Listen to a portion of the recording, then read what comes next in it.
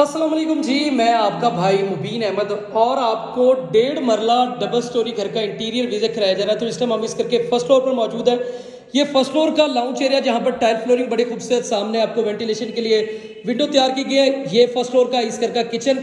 इस घर में आपको 2 बेडरूम मिलने वाले हैं, 2 खूबसूरत से किचन, 2 वॉशरूम रखे गए हैं। बड़ी ज़बरदस्त सी किस्म है और मेन फिरोजपुर रोड से भी आपको बड़ा नियरेस्ट ये मिलने वाला है। ये इस घर का आपका जो है वो पहला, इस घर का जो फर्स्ट फ्लोर का पहला है, इस घर का दूसरा बेडरूम ये बनने वाला है। और ये यहाँ पर आपको अटैच बाथ के साथ मिलता है। खूबसूरत सी टाइल फ्लोरिंग, सीलिंग के डिज़ाइन ज़बरदस्त किस्म के रखे गए। सिर्फ और सिर्फ 36 लाख रुपए के अंदर ये घर मिल जाएगा।